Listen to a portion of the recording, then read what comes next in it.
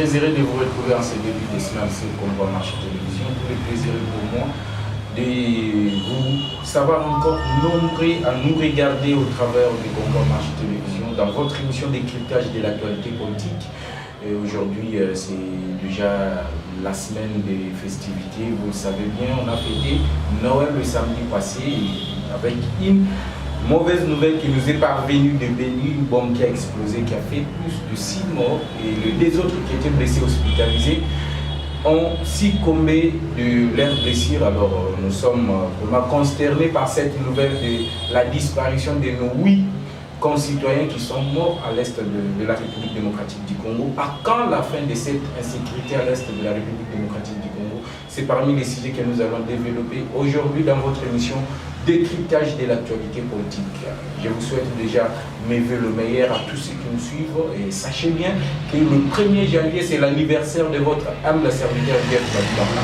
C'est lui qui vous présente souvent l'émission décryptage politique sur Congo en marche télévision. Alors, comme annoncé notre émission, Ezala Kanabalan Kebele, français, Lingala, Chibuba, Swahili, Kikongo, Tété là, donc, langue tout au Yuzali Kolobama, la République démocratique du Congo, Tokobe Tiango, Awapona, pour expliquer Bakongomani, le Lengeni, Mboka, Nabiso Ezali Kotambola, et qu'est-ce qu'il faut faire pour que la République démocratique du Congo puisse émerger et aller de l'avant. Le président de la République séjourne dans le Grand Kasaï. Dans le Grand Kasaï, Bomonaki, le Lengeni Bayamba qui m'a conduit à Mboka, na Mbujimai, Bayambiye, défier Maloba Batubili, Rwanda qui Kolobakeno, qui sait qu'il y a quelques Mbujimai, Bandekonaï, Baobambi, Mabanga.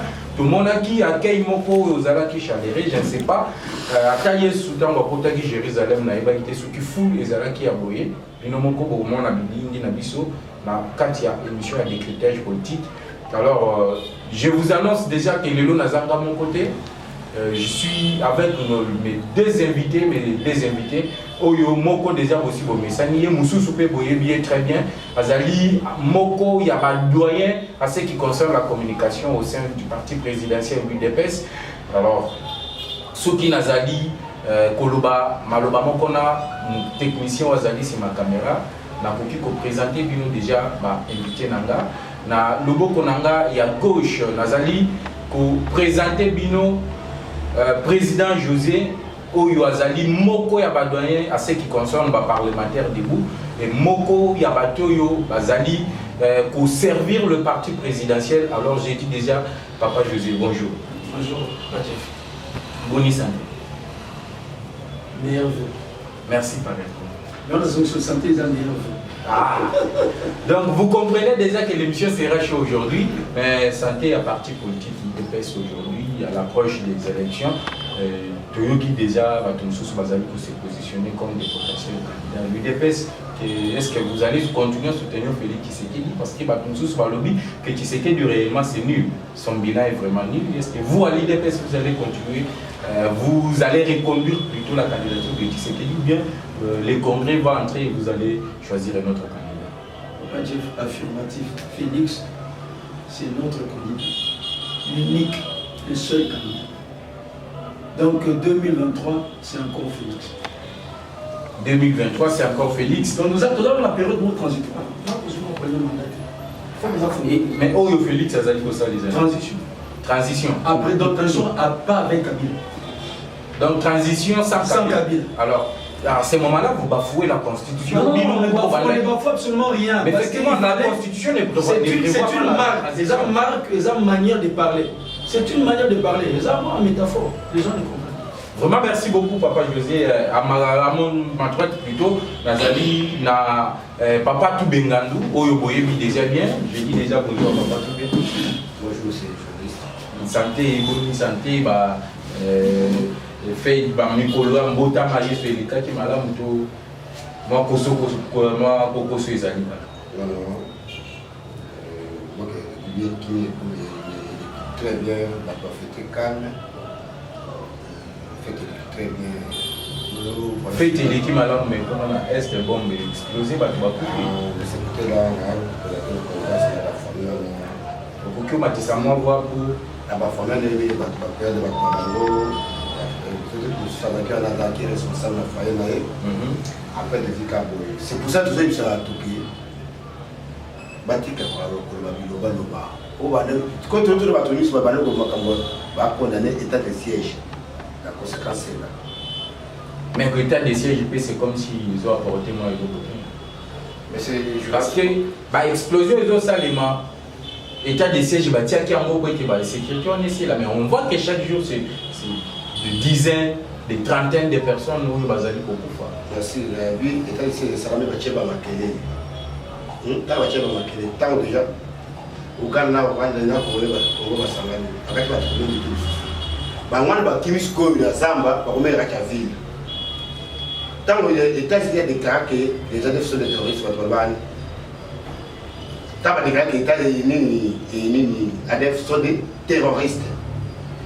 Parce que les médias ont dit que les adeptes mais maintenant, il y a non. Ces gens qui terroristes, mais vraiment, ils ont dit que Zamba, on va presque pas que ce qu'on a vu. Mais on a dit que le chef de l'État américain a quel et nous allons aussi. Vraiment, merci beaucoup, Bolandi, que l'émission d'aujourd'hui sera principalement axée sur le voyage du président de la République, Félix Antoine Tshisekedi, réservé au président de la République, Félix Antoine Tshisekedi Tshilombo. Alors, Papa José, d'entrée de jeu, est-ce que mobilisation au Yobassani de Félix Tshisekedi, c'est digne d'un président de la République, fils du roi, ou soit il fallait qu'il tu vas y aller, ou soit mobilisation, ils ont réussi tout le temps mobilisation. Au moins, tu as l'image, la vidéo, au regard, il y a une image. Non, Félix Tshisekedi n'est plus populaire. Félix Tshisekedi n'est pas aimé dans sa propre province. Quel message vous envoyez aujourd'hui aux détracteurs plutôt de Félix Tshisekedi? Monsieur le grand journaliste, l'impression dorsale numéro 10. Merci beaucoup. J'aimerais dire ceci, ils ont vu les images. Je crois que moi, peut contredire l'image. Parce que la radio, c'est la télévision, c'est l'image, c'est pas la radio mais c'est l'image. L'image, qui dans le temps, parce que j'ai suivi même la personne présente en direct à la télévision. Mais vous direz quoi? Parce que sans contredire l'image, là il faut être un cancre. On a parlé de Félix qui n'est pas aimé dans sa province natale, dans la province d'origine. On a vu arriver à la descente de la président Félix. Mais c'est ces deux provinces, je dirais, quand on avait encore les deux Kassai, on fait que Félix puisse sortir avec 90% plus de 90%. Comment ça va les voter? Mais c'est ça le mal, il y a des Congolais, ils disent que les Congolais veulent toujours nous faire croire en Bible le bas. Nul n'est prophète chez soi. Non, Félix est prophète chez lui. Donc, il est prophète chez lui. Oui, Jérusalem. Et ça, ma Cameroun, Jésus, tout à cause. Mais bateau bazali koloba que ba Kassai ba lingi sous Félix Tshisekedi ba lobi au Kassai Tshisekedi na. Ba lobi Tshisekedi a tiki ba ndeko na ye 10 ans accueilli mais il a démontré d'abord qu'il est congolais. Il est le père de la nation tout en chez lui dans la maison. Un papa a des enfants fous, des enfants au bazar turbulents, des enfants voyous, mais tous sont ses enfants. Ba lobi que non il a tiki ba na ya. Il n'est pas seulement allé chez les enfants aimés non. Les papas aiment. Moi, nous avons aimé, moi, nous avons turbulent, moi, nous avons voyé, papa n'a pas. Donc, Félix n'a pas commencé chez lui. Il a commencé d'abord chez ses frères du Qatar, il y a Est, Kuna. Mais est-ce qu'il ne peut pas nailler? Ma maison. Vous savez que Jésus-Christ est venu chez lui. On disait que c'était le roi des Juifs. Il est venu chez les Juifs. Mais il a dit le roi de l'humanité. Mais non, c'est pas juif. Même la Bible dit à tous ceux qui l'ont reçu. Parce que les siens l'avaient rejeté, mais les autres là l'ont accepté. Pourquoi pas avec ça qui n'est pas tout? Vraiment, vous comprenez déjà qu'aujourd'hui c'est chaud, pas tout. Mobilisation, on a. Parce que le que non, oh, il y a tout le monde qui na Kisangani, c'est plus que oh, il y a ce qui n'est pas.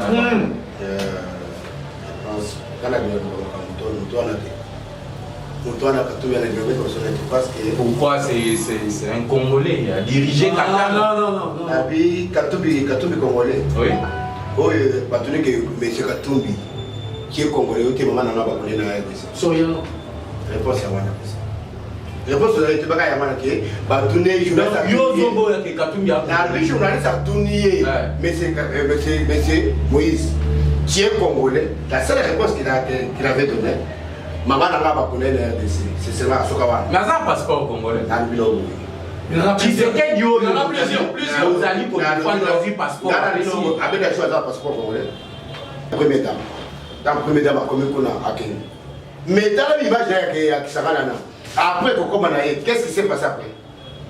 Nini Leki. Ah oui, bien. Nini, donc, il y a vu ça. Journaliste. Il faut y ça. Qui s'en gagne, il se crée la jeunesse. Je peux que ce soit jeunesse pas bon. Quand la jeunesse va tourner comme ça, il y a un média autour. Parce que c'est un média. Et c'est comment je tourner pour un journaliste. Pour comparer l'image, il y a ce qu'il y a. Le quoi na toyoki kezali montage à honorer mvula o azali moko ya cadre na kati ya union sacrée o asali le quoi na keno ba journaliste bazali ko réclamer mbongo na bango ya couverture ya scène ya na ya événement ou soit aké ya Moïse Katumbi balobi bino bato ya IDPS bato. Merci mais bato mba honorer pour le bébé ada IDPS mais bato peut pas démentir non. Excusez-moi, je voulais intervenir. Katumbi n'a pas seulement le passeport congolais. Il a plus de 4 passeports. Il est qui? Il a ici un passeport italien. Katumbi. Moïse Katumbi. Il a un passeport zambien. Moïse Katumbi. Il a un autre passeport congolais. Moïse Katumbi. Les derniers. Passeport tanzanien. Mais qui est-il? Chauve-souris? Il n'est pas congolais. Alors, M. Soriano n'est pas congolais. Mais c'est 4 passeports. Soriano de Nani. Moi, c'est Moïse, non? Ah.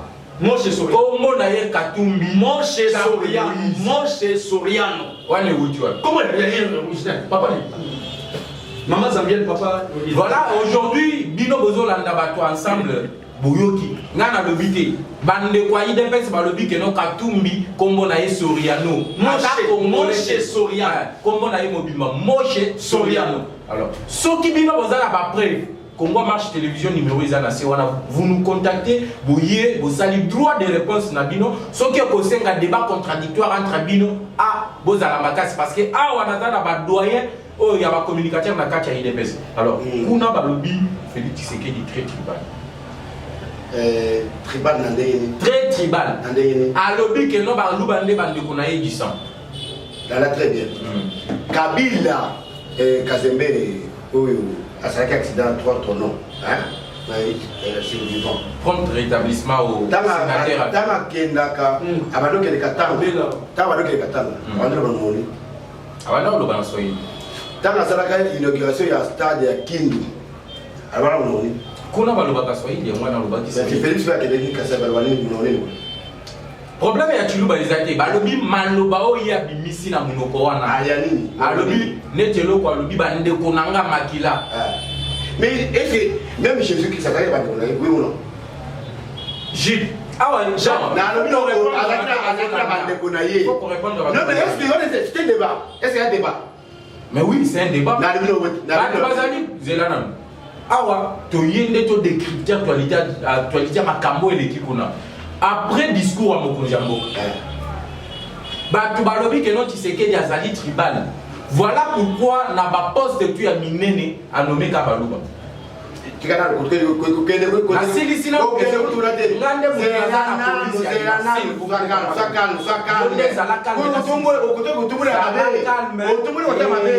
ngande journaliste il faut Hollanda logique on a zomé la émission la silisina mutuna te okoki okatanga te balobi a nommé Kaka Baluba na ba poste ya minene azu gouverneur ya banque Muluba azu président cour constitutionnelle Muluba azu président Seni Muluba donc Batumi Balo va faciliter l'élection en 2023 pour gagner à tricher. C'est là qu'on a vu sur la FCC na bande kwa lamuka. Balobi atie Baluba bande kona ye disa. Yango akeli susu kuna na mujima ya ye bisi bande kona ye bino boza bande kona nga makila. Ba mususu baza bande kona ya makila ki. Bisi kawana ne balobi ke Félix Tshisekedi azali tribal. déplace mutuna nanga ezali. Au CDC. Pourquoi kolobakeno bino bozali bandeko nanga boza oyo abengi na chiluba marché à moi-même? Pourquoi ça? Merci. On va dire président Seni a nommé Kadiba. Muluba. Président proportionnel a nommé. Muluba. Mais président de la proportionnelle a nommé Tadaïli. Pour rectifier. Tadaïli. Parmi les Toyebi politique. Na lobby boye. Lobby on a nommé. Na zo boye lobby. Elle a nommé Tadaïli. A nommé Onani. Il y a Seni désigné. Désigné. Mais Toké là au Banque centrale. Pas de problème. Ancien gouverneur de la Banque centrale, l'école. Ancien gouverneur ni président Seni. Ancien premier ministre de la Non. Soyez fort. Soyez fort à Katangi. Merci. Tout ça que là. Et ça m'a le code de tout ça d'ailleurs. Ça m'a le code de tout ça d'ailleurs. Parce que le but que ma poste soit bien. Dès la rage dans le but que la poste soit bien. La tienne année, bande kunaï. Ça m'a le code de Zakasaya. Mbosso. Il faut tout na bato bazo. Mbosso Zakasaya. Bah tu le quoi vous? Zakasaya. Procureur général il y a cour de cassation. Même le président de la cour de cassation. Zakasaya. Et vous dites que s'il n'y a pas de débat, il faut tout que le débat est ça là. Moi je voudrais intervenir. On fait un faux débat. Boloba dit que Félix Makouyambaye na Kassai. C'est quoi, comme il a Kassai, au théâtre, c'est langage le discours tribal. Il y a dit que Abakoyambaye. C'était ça le discours qu'on disait auparavant. Mais quand on a un lobby, et comme il parle pas le langage, mais Félix, chez lui, est touché par un sous. Mais on dit Jésus-Christ de Nazareth. Pourquoi pas Jésus-Christ du monde? Jésus-Christ de Nazareth. Nazareth, c'est une ville. Donc, il est Azar village d'origine. Azar d'origine naïve. Il n'est pas d'origine naïve. Mais parler du frère de sang. Est-ce que tous les Kassaïens sont de sang avec Félix? Ils sont nés ensemble, même père, même mère. Non. Je peux dire aussi, Jeff, vous êtes mon frère de sang. Parce que nous sommes au Congo. Mais le sang congolais, la carte de Lucie, elle est toujours. Un Kassaïen a le sang congolais qu'un équatorien. Les Kassaïens ont le même sang. Donc, au lieu d'expliquer aux téléspectateurs, oui. Le son qui est c'est le son congolais. Mungala na Muluba. Parce que aux États-Unis, tu peux bien les frères du sang, parce que tous nous sommes des Congolais, il faut qu'on se retrouve. Oui. Donc, tribalisme est là. Exact. Et le président Félix, les gens oublient, il n'est pas allé là-bas comme Kassaïen, il est allé là-bas comme président de la République. L'institution du président de la République. Donc, les Congos tout entiers sont des frères de sang du président Félix, parce que c'est leur président. Il peut aller dire à l'Équateur, vous êtes mes frères de sang. Papa, c'est Boliti, au Bakisani, avant Félix, qui est le Colombien en train de voir. La vidéo est en train de voir. Il y a un mot canaillé. Papa, il y a un mot canaillé. Et là, vous avez un mot canaillé. Zala et l'équipe.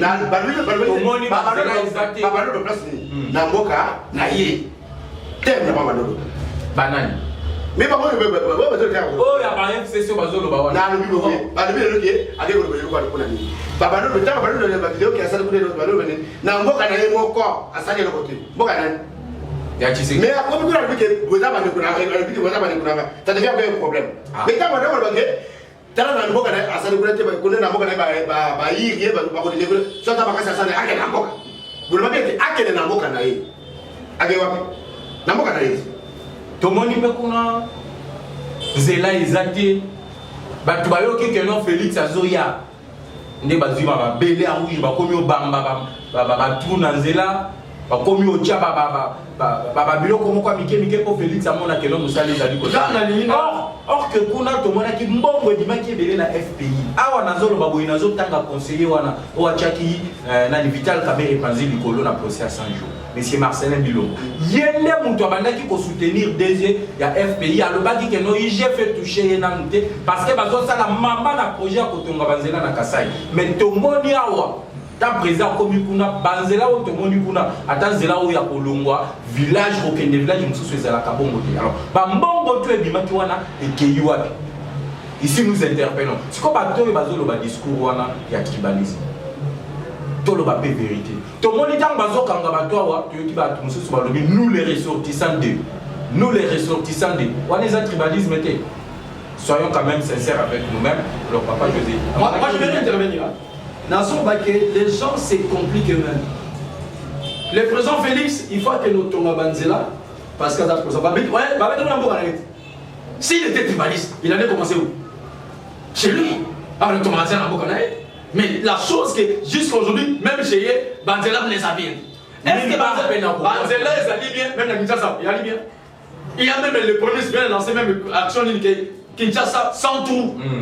Parce qu'il n'y a pas d'identité là, Banzela ça vient. Mais chez le président, ça fait un problème et tabou que le président chez lui, Banzela dit. Mais Mongo, ce n'est pas au président. Le président veut dire ceci: la justice fera son affaire. J'ai même une vidéo du président Félix. Alors, Biboye.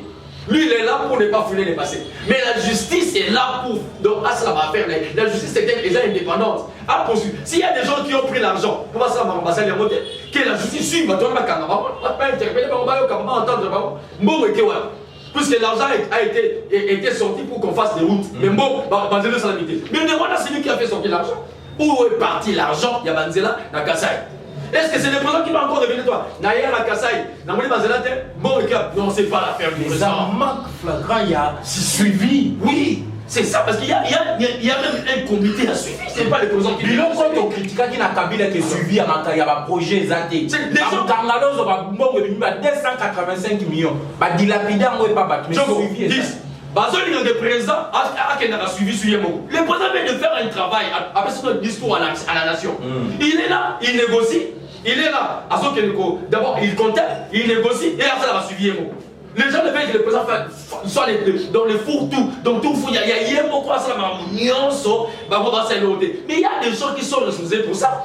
Tant que vous avez responsable du Cameroun, mais ça, c'est pas au président de la guerre. À ce moment-là, dans le projet, aïe, quand il compte, le président, il y a celle sous-suivi. Après, dans le président, tiens, là, ça, Bolivia, ça l'a mis. Que Fatih a commencé à revenir. Fatih a comme office de route. Non, pas tout bien.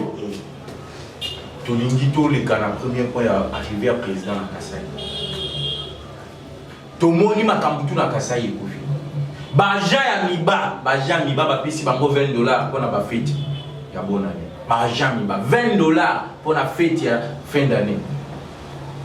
Banzela eza kokufa, mbujima ima ezala kati. Or que bazali na rivière moko eza na mai ya propre. Je dirais pour la Congo Mobimba, rivière wana ezaka moko lukelenge, rivière lukelenge plutôt. Mai wana ezala ka propre. Na yango moko mais ndenge nini bande kuna biso na mbujima bazo zanga mai. Courant kutu bato mususu bana babotami na Kasai, bakomi na 6 ans bayebi couleur à courant te. Bayoka kaka courant na matoi, mais comment na courant bouye? Aujourd'hui, quand on a bango 10 ans, on a pouvoir 3 ans, il y a tribaliste. Et là, on a Kassai, on s'attend d'arriver à Tshisekedi au Kassai. Na lobby notre président Emoko a commis na Kassai à lobby ce qui veut que vous voulez témoigner kuna bata FCC. Il a bien déterminé. Wana zolu kababu émissaire. Bakal pour la question mais peut ça peut moi tant na lo ba non c'est juste. Chaque fois vous kata pour nani. Les gens de FCC. Très bien. Nous avons commencé avec une coalition FCC Cash. FCC. Tout le monde. Avec ce accord à l'année, accord à l'Ecofi. Tout cas, la union sacrée. Et on nous amène encore un moribond. D'abord, il y a toujours moribond. Dans le analysis. Même les sous ça m'a dit moribond. Warrior. Moribond. Warrior. Mouto a lancé projet au développement à base 145 territoires dans son mollo. Après 4 mois, 5 mois, après son bilan, il y a 145 territoires. Yo moni banzela ya mwanda bo matin.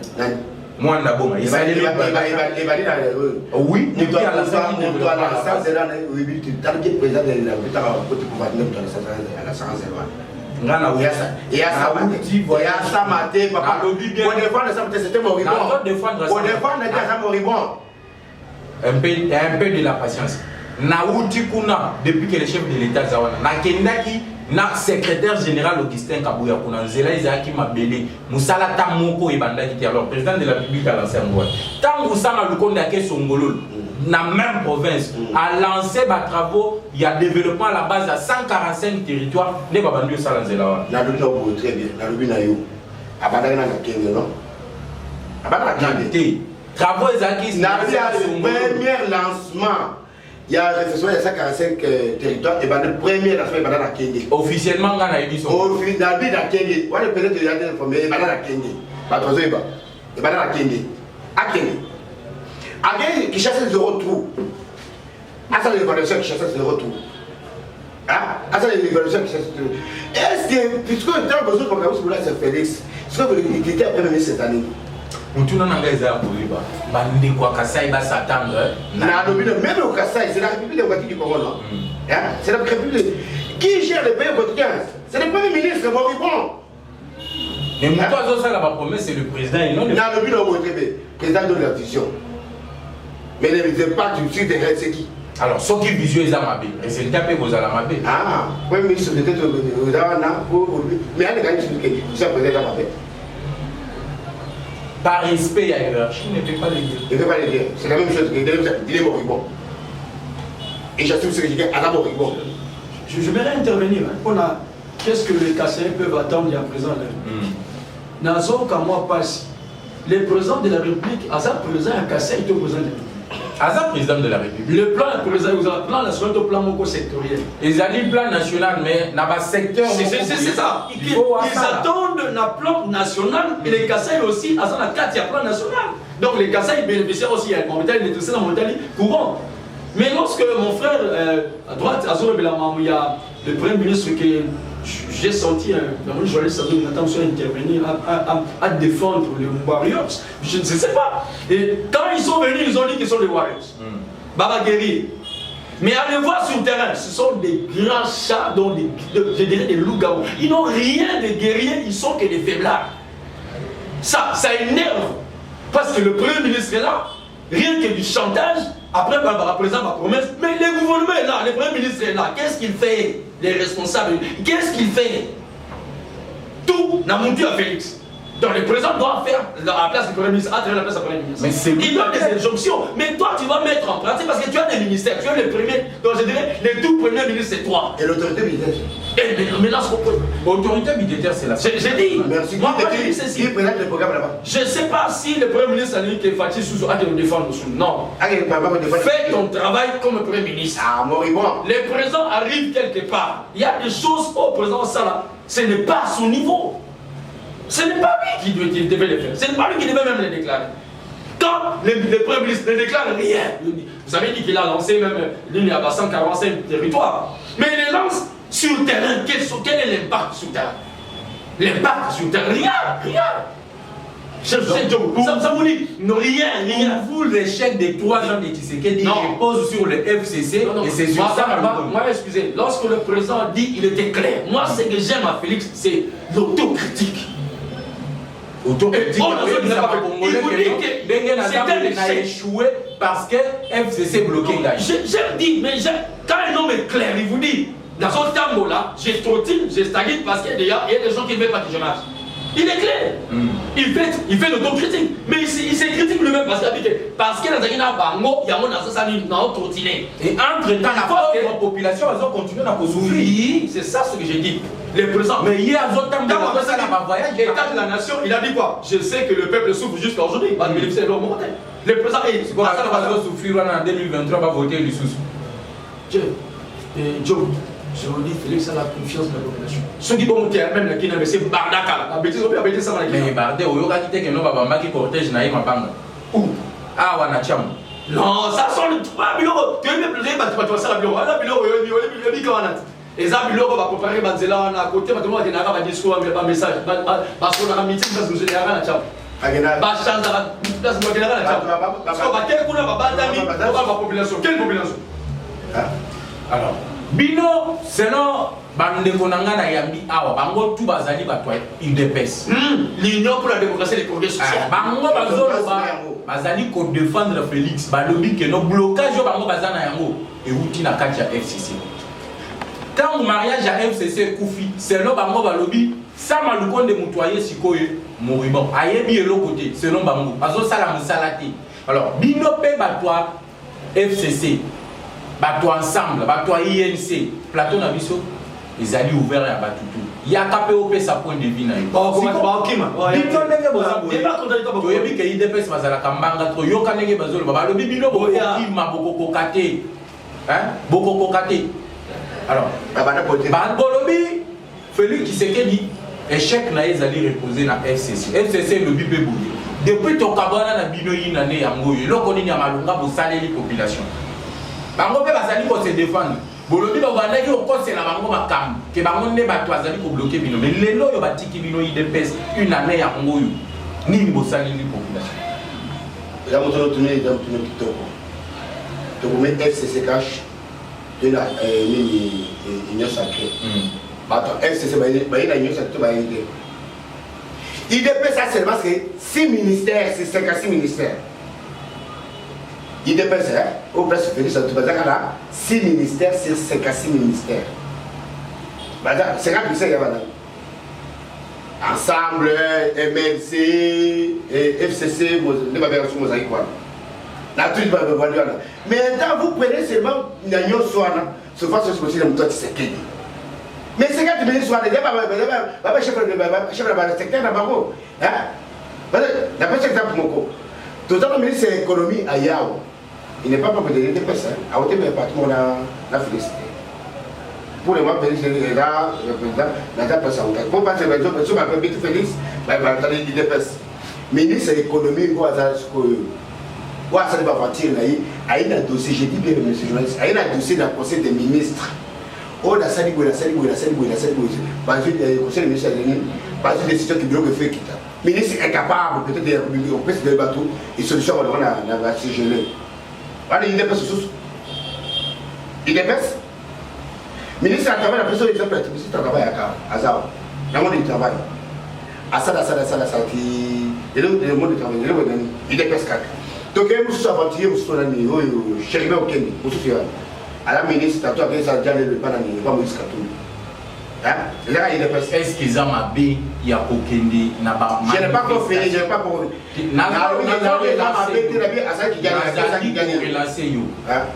Zalana nous a développé maintenant ça, ça pour une question. Parce que nous avons relancé. Est-ce que c'est interdit par la loi qu'un ministre puisse aller participer à un événement et parti politique? Et ça est interdit. Mais il faut que traiter moi qui dit aller l'autre. Parce que à l'acquis fidélité n'a parti ensemble au lieu à Bantumsou soit bazabozali ko débaucher. Né tu vas dire manara au ba comme le deuxième vice-président Sini au débaucher bango. Alors hier ce gars l'acquis fidélité là il a commis on doit dire la Moïse Katoumi est arrivé à Kisangani les jours ouvrables. Jour au Sala. Chez lui, il va descendre, c'était jour à Tata Yamboni. Parce que les journées ouvrables, mon doigt va foutre par rapport à une journée en Salaki. Il y a quelques journées ouvrables. Un ministre en fonction, Moïse qui il y a un seul président parti, il y a d'autres qui l'ont yambaye. Pour que l'on yambaye, journée ouvrable à Moussala. Au Tiki Moussala, pour que l'on yambaye, un président parti dans les Kisangani. Bozo condamné en aussi. Ils allaient infraction Tony. C'est là où il y a Moïse Katumbi, journée ouvrable à Moussala. À l'objet Kazali n'a ordre de mission signé par le Premier ministre. Qui a à l'objet Boy. Ah, monsieur. Azala qui n'a pas. Vous me donnez maintenant raison et ça me moque. Alors, il est merci beaucoup. Moi, je m'irai dans le Bélon Moko. L'UDPS dont je suis membre à Pronaka, l'état de droit et l'attaque aux antivaleurs et ce qu'on a toujours battu, campagne de Bissot, les changements de mentalité. Le président Félix est buté par un problème. Il y a des gens qui sont avec nous qui n'ont pas changé leur mentalité. Il y a d'autres tourner toujours en ordre. Ah, mais ça n'est pas détournement, escroquerie. Tant que vous voyez, Félix, alors qu'on est là, vous escroquez. On va parler comment papa l'a fait. Ils n'ont pas changé la mentalité. Félix Azali causé la le président Félix veut l'union nationale, l'unité nationale. Les gens dans les Congo doivent travailler avec tout le monde. Mais travail, les amis, tout le monde travaille avec nous. Mais la vacances, il y a mouillé, mais ça n'a pas voyé, 50 ans, il fallait face à la boyer. Et je suis surpris, vous me dites que le Premier ministre avait donné un ordre de mission à M. Chérubin. Chérubin à Lobby Boy. Oui, comme il a dit. Oui, l'ordre de mission ne vient que lorsque Moïse Katoumi va à Kisangani. Et il fait sortir l'ordre de mission pour aller côté. C'est ça, manque à faire. Quand on ne sait pas qu'est-ce qu'on peut faire, on ne sait pas ce qu'on doit faire, on doit aller sillonner un ministre n'a mis de Rabia jour ouvrable par exemple ça à quel meeting il y a chef il y a groupe il y a plateforme c'est-à-dire les présidents peuvent nous écouter.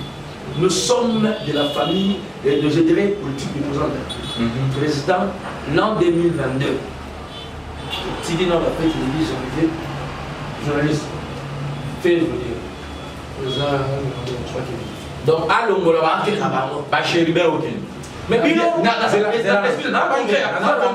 Pourquoi? Parce qu'il y a des gens qui ont fait que le président ne puisse pas donc évoluer. Ils sont là, ils font que de la blague, la hypocrisie, faire semblant comme si ça là, Moussa, je vous dis la vérité. Ne les travaille pas. Moi j'ai passé le temps. J'ai dit ça, Moussa. J'ai dit ça, Moussa. Alors, si vous condamné chez Libé Okende parce qu'il y a que Moïse Katumbi, parce que vous avez banga Katumbi en 2023. Plein de salina Otuwele, na Kota Kisangani. Par le but qu'on a Katumbi na Katumbi. Plein à plein. Il y a un moment où vous attaquer, il vous attaquer le ministre ensemble. Alors que le ministre n'a binomoko. Le ministre n'a binomoko zéro. Pardon. Le ministre n'a binomoko IDPS. Tigéo, chef journaliste. On dit que la fête, c'est pas ça. On va dire un peu ça. Il y a un peu de temps qui peut-être Zaki Moutoumala. Ça va plaindre. Ça va plaindre. Parce que Moutoumala Zaki Mala. Mariage, il y a une jouissance. Mais en même temps, il y a une jouissance. Donc, on dit imagine que ça va. Il y a un truc. Il y a là. Il y a ma table. Il y a c'est un monsieur qui n'a rien à voir au Congo, rien. Il n'aura même pas la place même à chaque fois. Tout le monde a Katumbi candidat en 2023. Oh, il y a un banc qui a IDPS. Alors, c'est pas ministre ensemble, ou de l'autre côté, d'autres ministres. Et pas la binomoko, l'IDPS. Intérieur, ils ont un peu de IDPS. Tala maman na insécurité. Bande qu'on a vu ça va continuer na okufa kuna. Défense na maboko IDPS, insécurité si la kaki. Intérieur, kuluna ici la kaki. Na katanga kuna bazoko mabawe wa chaque jour. Na Mbujimai, phénomène suicidaire, bazoboma. Donc insécurité généralisée sur le territoire national. Gratuité de l'enseignement. L'enseignant va faire ta matin. Les enseignants va aller qui ça 3 mois sans être payé. Aujourd'hui, la qualité de l'enseignement, les gens qui sont soutenus. Bissoto qui indique la gratuité de l'enseignement. Aux ministres à hydrocarbures, Didier Boudim.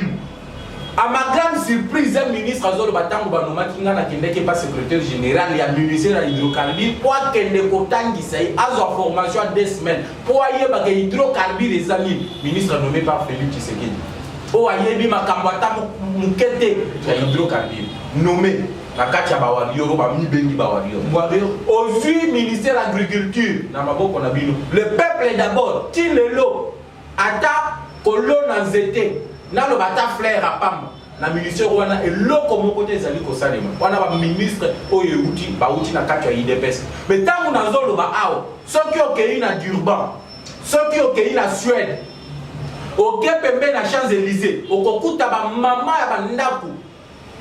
Oyo ba ministre wana ba sombi kuna mais awa na plateau bozomo na ba ministre ba oya bino eloko mongote je pense Nicolas Kazadi a boy ko futa ba indemnité de sortie ya gouvernement ilunga tu le lo ba toi na bazo ba mongo na ba mais peuple d'abord au bino boyemba kana monoko o besoin de France qui sait que CFCC muto ka bloquer ki bango ezawa ba oya bino bokoti si na gouvernement bazo ça le lo.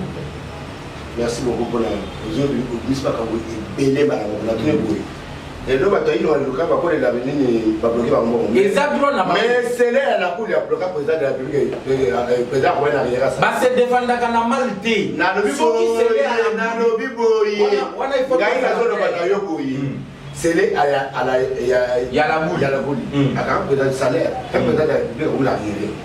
Est-ce que Tokoki ko Zouamabe ezala raison ya ko se défendre Moni ke bozangi arrêtement Tokoki obi ka ba sécurité mais na kati ya Kinshasa on va se retrouver dans le micro ya Butobo Boni na kati ya le nouveau chebea merci. Est-ce que le colonel va condamner le mauvais oui Il était malade,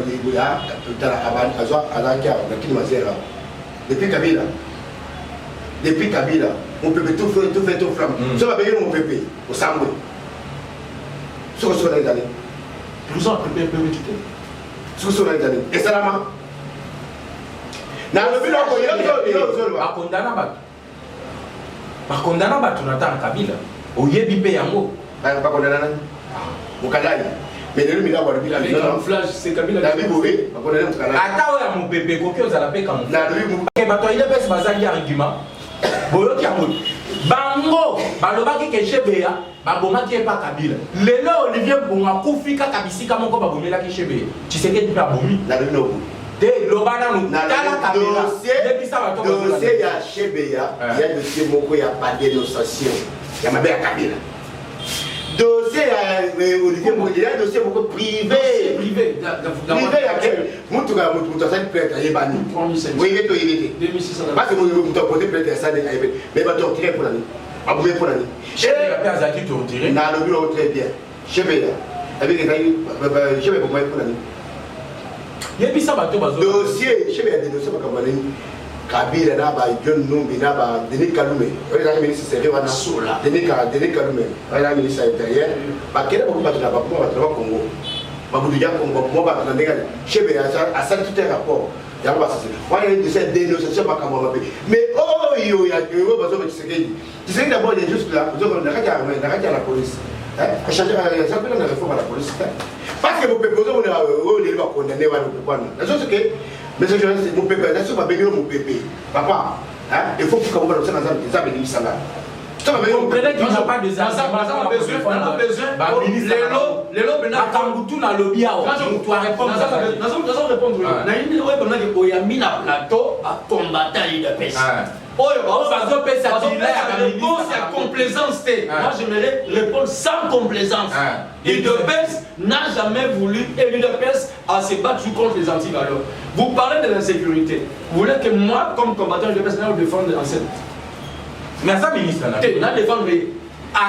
lorsqu'il y a l'insécurité, il y a un ministre de l'Intérieur qui est là, moi je le défends. Ça, je le suis publié l'UDPS. L'UDPS est un parti où quand il y a un bien, c'est bien. Quand il y a un mal, on dit c'est mal. Il y a un moment où on a même vu sur le niveau de Parlement, que les alliés structures d'appui et de pression. Lorsque le bien est là, on appuie. Lorsqu'il y a le mal, on met la pression. C'est de la foutaise. C'est ça que vous avez dit. L'UDPS n'est pas là pour que le ministre soit là et l'UDPS est ma bête, ils ont appuyer. Non. Quand le mal est là, l'insécurité, mais qui est au hasard titulaire dans ma moitié de sécurité, c'est le ministre de l'Intérieur. C'est la bagaille. Tu es en face des combattants UDPS, sans tabou. Il n'y a pas de complaisance. Non, l'UDPS, lorsqu'on voit que la chose n'est pas bonne, on dit que ce n'est pas bon. Que le ministre lobby, on parlait même agriculture. Et vous croyez que nous, on va venir ici défendre quelque chose qui est le ministre brillante. Qui était à la présidence de l'UDPS comme étant membre, il y a organisation politique et administrative. Quand déjà à la base, vous ne foutez absolument rien. Tant qu'on moins, vous savez d'autres. Donc, j'ai dit, moi je parle déjà quand quelque part tu ne fous rien. Là, tu vas aussi rien faire. On est ici pour appuyer Félix. Moi je suis un combattant, communicateur et UDPS. J'appuie les œuvres d'action à président de la République. Et lorsque je vois mon président a du mal à s'avancer, a du mal à bien, ceux qui font que le président stagne, je dois les attaquer tous. Qu'ils soient de l'UDPS ou pas de l'UDPS. Et la couleur, la vie sur Osali Mabel Roberto Bonne. Ces ministres-là, ministre, vous voulez que moi je le défende? Mais Félix a nommé Moutou à Yebi Makamouté na Hydro-Québec. J'ai dit, parce que le monsieur est allé. Lorsque le président nomme, c'est par consultation, par liste, non? D'où vient la liste Batubert avec sa président pour annuler? Est-ce que le président va condamner le président, on lui donne la liste? Tel parti dit c'est la mission en haut, tel parti dit c'est la mission en haut, tel corporation dit c'est la mission en haut. Et le président fait la nomination, c'est ça, par contact. Mais non, les gens qui viennent, ils ont l'incapacité, vous voulez que le président appelle son capacité sur le travail. La zone il a CE. Tant que IDPS a une opposition, il faut que l'on ait une politique dans le gouvernement, que l'on ait une politique dans l'entreprise, il y a l'État, il faut qu'on ait des technocrates, mais dès qu'on est arrivé au pouvoir, Félix Tshisekedi qu'on nomme Moutou, na hydrocarbure, comment c'est arrivé à que l'économie Moutou a maîtrisé le côté? La lutte très bien, tant Félix Tshisekedi. Le gouvernement, avant évidemment, qui a consulté les moribonds, avec le fait de voter non. Qui a consulté les moribonds pour composer un gouvernement? Les moribonds, avec le fait de le président va me mélanger comme même, mais celui qui consulte, c'est le premier ministre. Il y a un consulté à qui? Et c'est la carte à consulter, et c'est un télé qui compte, il va se faire là-bas. Donc, ma belle, toi, tu sais que tu as mon toit avec lui. Non, c'est les présidents nomment le premier ministre. Le premier ministre a eu le gouvernement. A consulté. Qui a consulté? Bozela. Awa, Bozana, Congo marche télévision. Oui. Toyebi, tant que ça m'a le compte de Sala qui monture à Liboso. A Kenda qui n'a pas n'a tu sais que tu as raillé, comme on se voit le Bibaou. Zongisa. A Kaya Lisso Zonga. Troisième fois, on est condiment. Mais la troisième fois, on a dit qu'il y a l'image qui nous hydrocarbure. Je cite même les noms, mais c'est Didier Boudimou plutôt. Azawana. Et ça m'a camouté que nous avons l'obama camouko nous avons cela été. Na mouno qu'on a eu mon quoi lobby que non. A quelqu'un qui cause la formation na maïematali hydrocarbure et pas secrétaire général. Lui qui est censé implanter la politique à ce qui concerne les hydrocarbures, a ce qu'il ne cause la formation pas secrétaire général naïe. Yango na zoloba, tu sais qu'il avait vu tout ça. Mais à l'homme qui est parce que Azaki, camarade de la diaspora, selon Makambo Tozali Koyo. Azdi camarade de la tout, Azaki na bango na poto, amemi bango na gouvernement. Bango si Koyo, ne bazali kobomaye davantage. Vous avez dit que l'échec ou le botiamo na mutua sama lukonde, c'est Félix Tshisekedi. Ceux qui vont dire que c'est ça lukonde, vous devez convaincre la Bazo Landabiso, la Congo marche télévision que non, c'est ça qui est mon mot. Très bien qui a consulté. Mais Naouti qu'on répondre. A consulté à y la liste à Liboso Tshisekedi a rejeté. Mais pourquoi rejeter? A consulté à Tshisekedi a rejeté. A Zongi. A consulté à Tshisekedi quand même comme moi. Regardez, c'est la réalité. Quand il a considéré, lui 3 fois non. Après la dernière minute, quand il comment tu sais qu'il y a un match et vous n'avez pas premier ministre. C'est que mon toit qui là-bas, tant que CV, pour étudier les motifs, il y a chaque ministre, les premiers ministres. Oh, là, il y a un hasard. Gabo qui va parler de Gabo, moi, attaquer ma ministre à partir de là, Félix. Celui qui nous tombe c'est la première ministre. Sama. Et je complète la vie. C'est dire, nous avons des ministres qui ont donné des faux documents. Parce que par rapport à la CV. Je fais ça, je crois que Grand Jogo, son PCV au Tchad a mis sur la carte études fait, expérience. C'est qu'il y a des ministres qui ont donné des faux CV. On doit aussi vous poursuivre. Moi, je m'attelle ici, j'ai dit que lorsque le président Félix avait rejeté des listes, période Douana, je crois qu'on était ensemble, il y avait des tractations. Il y a des groupes qui disaient mon toit, on a besoin de poser mon toit, sinon on s'est retiré. Et le président devait satisfaire tout le monde. Mais malheureusement, chose que tout le monde a dit, dans ce cas-là, bateau qui va une position, il faut qu'on monte la mission, il faut qu'on y ait pour ceux qui ont. Parce que déjà la base, il y avait beaucoup de choses. Action pour la Malonga, les Adi. Aujourd'hui, il y a bien l'idée de ça pour les bébés d'abord, mais tout le monde a mis ça. Même madame, vous été à l'unité. Politique, il y a non, moi j'ai dit, mon frère, c'est réserve. Moi, je ne me réserve pas. Ces ministres doivent quitter le gouvernement, mettre des gens. Je crois que le président a répondu à l'état de la nation. Maintenant, il faut mettre l'homme qu'il faut à la place qu'il faut. C'est ça la réponse du président. Parce qu'il a pu constater qu'il n'y avait pas de gens qu'il faut à la place qu'il fallait. Bazali n'a pas place à Bangoté. Moutazana est agriculteur, il n'y a pas de ministre, il y a sport et loisirs. Mais c'est quoi juste? Qu'est-ce qu'il doit faire? Ok, on a mis des pelouses. Vous comprenez qu'il n'y a aucune démarcation plutôt entre le régime passé, la gestion de Joseph Kabila et la gestion de Félix Tshisekedi. Tout se base sur les mafias.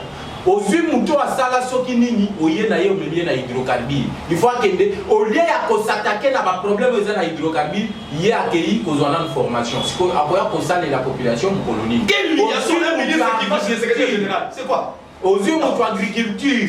Oh, il y a ma camp agriculture, tu as que aux en formation, n'a pas secrétaire général. Mon colonie a composé la politique au y a dans le ministère parce que tout au Congo. Tozwaka kaka libanda tosomba kaka libanda tu loso tozwaka kaka libanda matungule comme au Chine importation or que tozana ba terre arabe a na Congo o l'équipe ba terre arabe où ils en Chine Chine on est à 5% des terres arabes mais bazo lié ça des milliards et des milliards de gens au bango bazakuna pe bazo réussir ko zoba biloko bazo produire pas na bango ba teke ango libanda mboka na bango mais nous oh toleki Chine na mabele fertile plutôt tozali ko zoka ka biloko na bango na ba ministre ko bazo tiela biso na ba ministère wana et nous comme côté pêche élevage les lacs les plus poissonnés et ça awa mais tokendaka kaka na Namibie awa ba baby 6 millions na makambo na Namibie les vivres frais alors le choix wana na nezali ko sala ya mais c'est le ministre Monia autant aux autres bawa je pense que naïb bien dit watalia ba ministre de pêche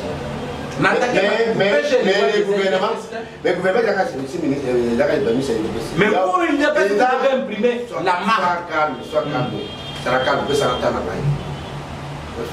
aux ans 3 minutes. Dans le Biboué, c'était le gouvernement de 56 ministres. Il dépêche ça en a que 6. Dans d'autres fois, les ministres sont le gouvernement 56 moins 6, ça reste combien 50. Dans 50, tu vas créer ça en milliard. Ah ouais. Mais dans 50, tu vas là. Où est-ce que c'est 50 opinion. Entre autres, nazo éclairer opinion. Awa nazo côté la mutute awa nazo ko défendre mutute nazali ko condamner mutute tozolo ba pona bolamu ya Congo eza ya biso nyonso tomoni ke ngana lobi bien naza clair aujourd'hui c'est l'IDPS parti au pouvoir depuis l'opposition babandaki ko bundela le peuple d'abord tomoni ba ministre ya bango na nous moko ba ministre ya IDPS au lieu ya ko pesa exemple ya ko projet par l'exemple na ba ministère na bango pe bazali ko sala eloko moko te na nozi ba exemple ya ba ministre ebele awa o bazo sala eloko te ceux qui ont na ministère net ya enseignement bato ba surveiller examen te na fait depuis l'année passée ti lelo batikala aux salaire na bango tolo bato alors ceux qui bino na bato wa famille politique moko na Tshisekedi bozo sunga yete bato mususu na ba osala ni c'est ça ma question na côté li mututa na utolo ba makamba cheribe okendao tango azalaki na assemblée nationale makele les mêlés sur les transports le transport est commis $1 et comment bato mususu bazo lobati na ba $2 transport eza malamu te awa nazo lobela mutute tozolo ba pote solution emonana yango na tuni bino bituna bato IDPS bino bato il fallait que kutu bosunga chef de l'état bozo sala kutu mabe koleka na bato mususu parce que tout le monde sauf que aux ministres neti Moïse Nzangi quand même on voit qu'il a la volonté d'aider le président de la République tout le monde que na ce qui concerne la faculté de médecine azali na katia kobunda que non mais na côté kuna ordre ezala tout le monde quand même a remanié bato bazali ko kamba ba université na mboka na biso avec les soucis là a pekisi ba vente ya syllabus quelque chose à féliciter. Alors ngana zo côté la mutute na zolo ministre moko IDPS o ngana moni peut-être à beaucoup na 50%.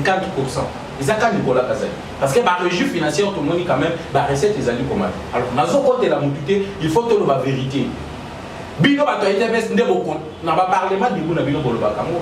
Alors awa sikoyo olia koluba yozo loba ke nonga na okeke la moto ngana tuninde mutuna bino bosunga mokonzi moka bozo sala pelo côté c'est ça le problème qui fanatisme OVD zo simbate balembongo na mbujima ezela ezate be okomona bango bato IDPS oyo ba mususu bake ko féliciter bato OVD wana musala kito ba pesi $100 atie na poche akei c'est ça que moi je parle ici c'est journaliste au Tchèbo yebike bino bato IDPS pona ya bibino jamais dans la carte ministère on a kena te ou bien la carte direction générale donc on a kena na bongo moi je défends Félix a défendre Félix yana wiki ya kwa kwa ministère wana na ministère mo ya pesa bongo ena kena rapete na mi debu ya kana ndenge na ngati déjà personnel na vie na tuni obuye question na parce que na tout le temps il y a depuis yawa autant que ma ministre IDPS je voudrais que le gouvernement a 56 ministres à part ma IDPS mais ma ministre qui peut me donner le bilan Il y a pas mission chez Canada. Les gens qui parlent en Europe, ça bilan. Ngana ya. Mais yo, ce qu'on veut, oui, attends, on a dit que Makabaï de Nicolas Kazak, pour lui, Boy, Dani, Didier Boudimou, Naïvi, Pété, et Nami, on Kolbake, donc elle n'est pas ministre, mon côté, au sein d'un bon, du moins, elle n'est pas ministre, il est pèse. Tu es pas parti pour se dans la carte du gouvernement. Vous en frappez, vous libre sa minute. Moi, on libre sa minute, et ça. Du tout va bien. Bonsoir et deux Félix dans ça, dans sa tête. Au contraire, bonsoir, pour mettre la carte à bouffe. Elle est la mission de personne. Baya Kiwana, Mbamba, on pas ça, rien, zéro. Le voilà pour quitter, bon le mois, Botika, Moussouba, Kota, Bissikana, et Félix pour la deuxième mandat. Je crois que dans ça clair. Tolingite, bilan Félix, dans ça, on s'est camouflé. Nous, on ne peut pas se camoufler derrière vous. Non. Oh, ça m'a bien tué, on doit le repouiller, tout ça va aller, le coucou, ça va y avoir un danger, ceux qui carrent, ceux qui commettent des mégawatts, ma méga, ceux qui sont lignes. Non, nous au moins on dit ceci. Vous n'avez rien foutu, démissionnez. Et quand même, ça là, amabilité, quand courage à la bataille, la démission, on a combien d'arrêter. Ceux qui ont opposé la justice, on a pour la déposer, bambon, lié, bambon. Ngai mawa, tant je sais ça, le bas, bambon, banzela, yami. Bambon, il y a l'examen d'état. Et moi, Bambon, il y a dit, est-ce qu'on peut se dire que ça et chose grave, conseiller à mon conseiller Kawazakia na responsabilité à Bagia francophonie. À Limbongo, Bagia francophonie comme délocalisé qui est Rwanda. Rwanda, on a pas le anglais. Mais Bisso, les pays les plus francophones en Afrique, chose du curieux, c'est quoi encore? Puisqu'il y a des choses, oh, tonton Lobelango, même les lots. Je crois que mon frère à côté, il y a ceux-là qui sont venus de la diaspora, il y a des bandes, il y a des combattants. Tant que Bunda, Bunda, Tonya, Tomera, Gaza, tout ça va pas les réels. Il y a des bandes, il y a des fromage, il y a des spaghettis, il y a des croissants. Mais il y a des ministre, il y a des conseillers, on est maintenant d'aider les présidents. Bon, dans le langage à combattant, ok, madame. Ok, alors, Yango Moni, Bande quoi MNC Balobi, bilan ou ils ont qui c'est qui desire ensemble Balobi bilan ou ils ont qui c'est qui desire parce que vous échouez lamentablement. Yango Bango Balobi, bisoto yaki kaka pour appuyer vision qui c'est qui. Ce qui vision na ye simbité et tani bisoté. Bah annoncé pas candidature il y a Jean-Pierre Bemba à l'élection il y a 2023 et pas mot pas cadre naïf.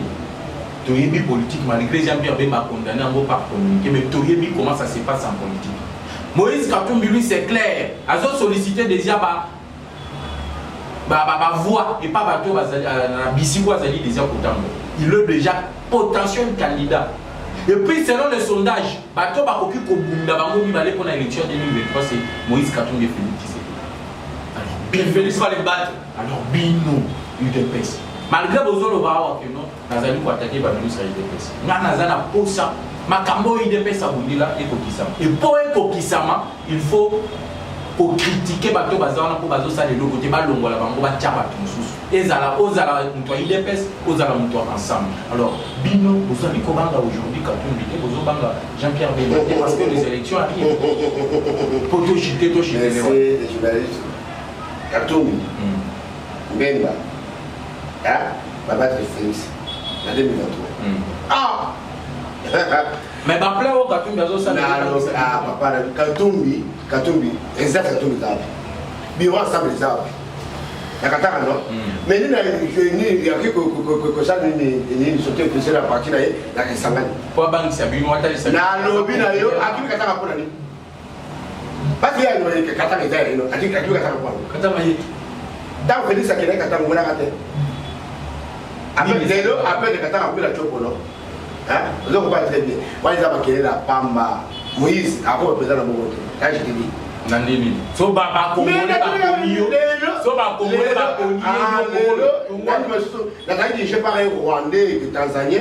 La taille dirigée par un Italien, Italien, Zambien. Namoko. Katumbi Zambien. Les meilleurs gouverneurs. Solano. Les meilleurs gouverneurs. Meilleur gouverneur. Comment est-ce que ma système meilleur gouverneur pendant combien d'années? Katumbi a salaire de 2006 à 2011. Après, 2011. ça a été 100 000 morts. 100 000 morts. C'est là rapport à IGF faisant bima d'ici là. Rapport à IGF tout au long. Ça calme.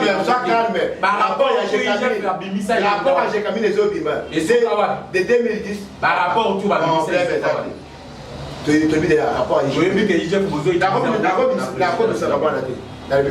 Rapport à IGF faisant de 2010. De 2010 à 2018, rapport à IGF faisant. De 2010, oui, ça a été gouverneur, non? 2006. De 2006, 2010, ça a été toujours gouverneur. Tout le monde devait avoir le SNCC à Salakuna Matata.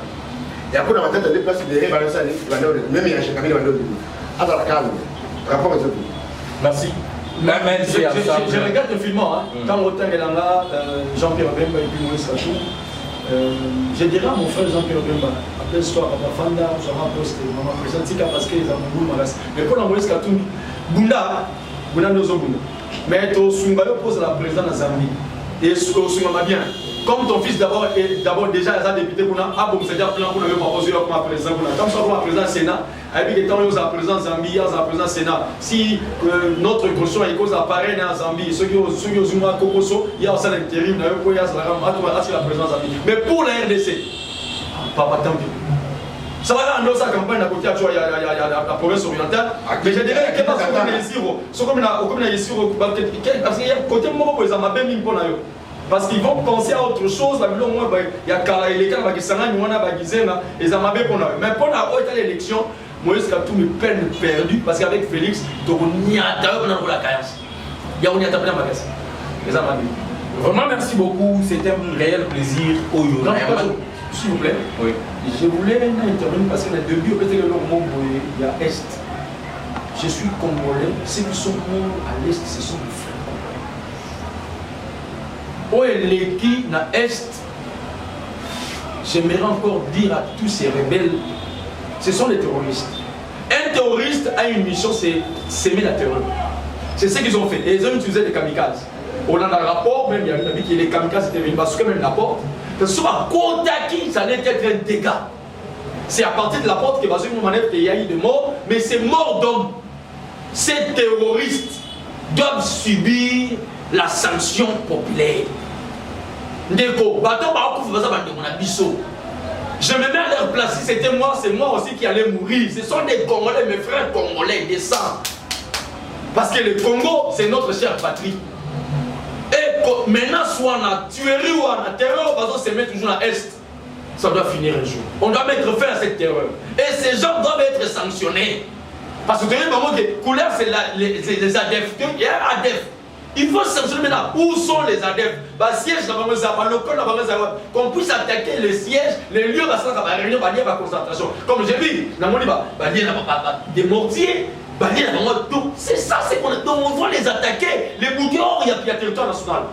Sinon, ça fait mal. Chaque jour, on pleure. Il y a des morts, il y a des morts, il y a des morts. Jusqu'à quand on souffre avec des morts? Est-ce que Fatih est là pour le bilan à mort? Ou bien il doit avoir un bilan? Mon frère, ça fait mal. Pendant que les gens festoyaient, il y a encore mort.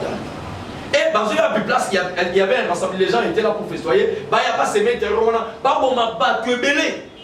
Et ceux qui le font, ils n'ont pas le cœur. Il n'y a pas le cœur, mais ce sont moi des gens, je dirais, ce ne sont pas des personnes, ce sont des bêtes, des animaux. Et ça, c'est le cœur. Je dis mes condoléances à toutes les familles éprouvées. Je le dis, je suis le cœur. Et nous sommes ensemble. Comment marcher avec vous tous qui êtes au niveau de l'Est de la République démocratique du Congo, principalement Béni Bandekonapiso Bazara qui touché dans l'Ikama Oyo et Komaki Mukolo le 25 décembre 2021. Congo marche compatit ensemble avec vous. Nous serons toujours ensemble avec vous. C'est presque la fin de votre émission décryptage politique. On a Yambaki, des combattants, des anciens combattants, P. Bazali pour continuer à causer à combattants. Vraiment, mes condoléances aussi à la famille Bruno Mavungu, si je ne me trompe pas, il est décédé. Alors, vous allez pour combattre ensemble dans la famille. Et c'était un ancien secrétaire général de l'IDPS à l'époque de Fétien Tshisekedi Lumumba. Donc, bateau et Beza va bunda dans l'opposition à l'IDPS Mangwana, a commis Koti Kabiso, alors que l'IDPS au pouvoir, vous allez comment on a le côté. Tout ce que vous avez suivi, si vous pouvez écouter l'UDPS, au travers il y a une intervention, il y a un communicateur, il y a UDPS, il y a UDPS plutôt, on a un bâti, on a 4 émissions d'Abino dans le Congo à l'élo, tout le monde a lobby avec le même plaisir, à la même heure sur la même chaîne. Ciao.